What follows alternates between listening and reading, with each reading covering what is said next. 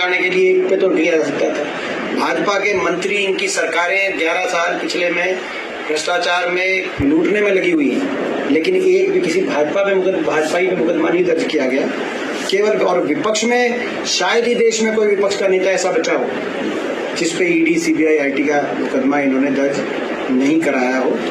केवल विपक्ष प्रतिशोध की राजनीति, विपक्ष की आवाज को दबाने के प्रयास। लेकिन जो सोनिया जी, राहुल जी पे जो जिस तरीके का नेशनल हेराल्ड का मुकदमा की बात आई, हम ये चेतावनी देना चाहते हैं भारतीय जनता पार्टी को, कांग्रेस की आवाज नहीं दबाई जा सकती।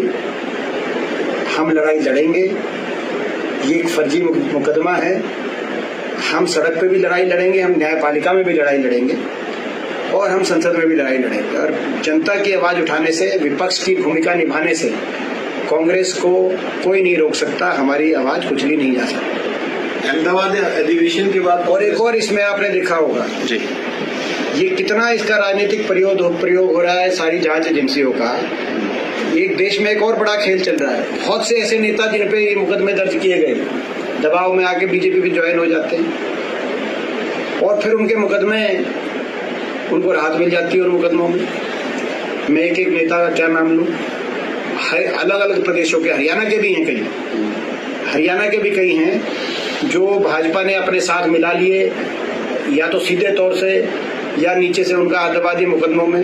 हरियाणा के भी कई नेता हैं और देश में भी कितने लोगों को ज्वाइन कराया। प्रधानमंत्री जी महाराज जाके कहते थे, अजीत पवार का नाम लेते थे, नारायण राणा कहते थे इन्होंने लूट खा गया महाराष्ट्र कहते थे, मुकदमे दर्ज हुए, प्रफुल्ल पटेल का नाम लेते थे। लेकिन उसके बाद अब उनके सहयोगी दल बन गए, सारे मुकदमों में राहत मिल गई। मुकुल रॉय का उदाहरण देश के सामने है। तो बहुत से ऐसे उदाहरण हैं कि आज जांच एजेंसियों की भूमिका पर पूरे देश में प्रश्न चिन्ह लग रहे हैं। अहमदाबाद अधिवेशन में क्या आगे का रोड मैप आप लोगों ने तैयारी की है, क्योंकि कांग्रेस भी आगे जब बढ़ेगी, किस तरह से आगे बढ़ेगी और आगे क्या रणनीति आप लोगों की? हमारा अधिवेशन महात्मा गांधी जी की और सरदार पटेल जी की जन्मभूमि गुजरात के अंदर जो अधिवेशन हुआ, उसका एक बहुत बड़ा महत्व है। वो केवल महात्मा जी की या सरदार पटेल जी की जन्मभूमि ही नहीं है गुजरात, वो कांग्रेस की विचारधारा की जन्मभूमि भी उसको कहा जा सकता है। तो कांग्रेस की विचारधारा को, हमारे आदर्श और विचारों को आगे लेके बढ़े, ऐसा संकल्प हमने वहां पे इस अधिवेशन में लिया और उसको आगे बढ़ने के लिए अपने संगठन को मजबूत करें और खास तौर पे जिला स्तर पे हमारा संगठन मजबूत हो।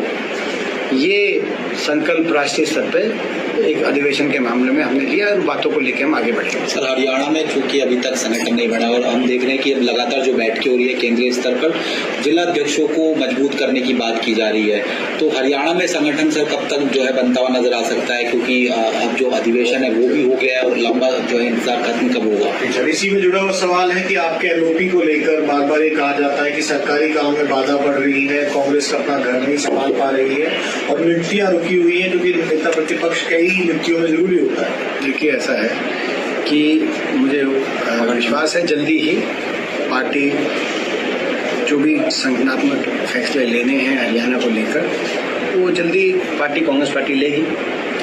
और निश्चित तौर से जो राष्ट्रीय स्तर पे एक संकल्प किया गया है कि संगठन का विस्तार भी हो, संगठन को मजबूत भी किया जाए, खासतौर पे डिस्ट्रिक्ट लेवल तक, तो हरियाणा में भी वो जो निर्णय है उसको हरियाणा में भी अच्छी तरीके से जल्दी ही और मजबूती से लागू किया जाएगा, ऐसा मैं पूरा विश्वास है। इंक्लूडिंग एलओपी और जो सारे जो फैसले हैं वो भी हमें पूरी उम्मीद है जल्द से जल्द होंगे। गेहूं की खरीद को लेकर सरकार अपनी पीठ थपथपा रही है और कह रही है कि हम लगातार सही सुचारू रूप से खरीद कर रहे हैं, और ये तो आपको प्रदेश का किसान बताएगा। मुख्यमंत्री जी का बयान आया हुआ है आज, किसान को चिंता की जरूरत नहीं है। जिनको किसान की चिंता ही नहीं, भाजपा का सब जानते हैं ट्रैक रिकॉर्ड, जिनको किसान की चिंता ही नहीं, वो किसान को कह रहे हैं कि आपको किसान को भी चिंता की जरूरत नहीं है। ये आज स्थिति है। आज आप देखा प्रदेश में किस तरीके से अव्यवस्था गेहूं खरीद में आपको देखने को मिली। आज के अखबार की मैं 2 अखबारों की हेडलाइन पढ़ दूं आपको।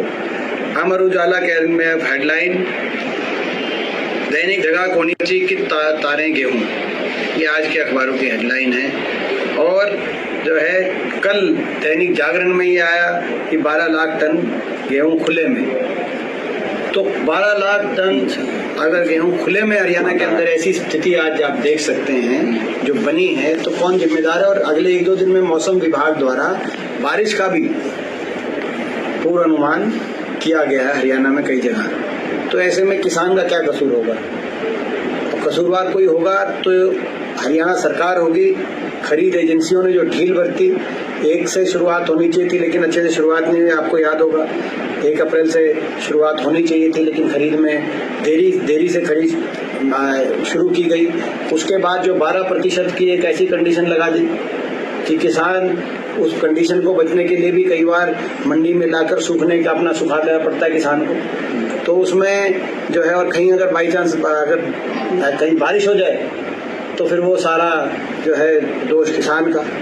तो ऐसे में ये पहले भी हमने मांग करी है, ये 12% की जो कंडीशन है ये बेमानी है।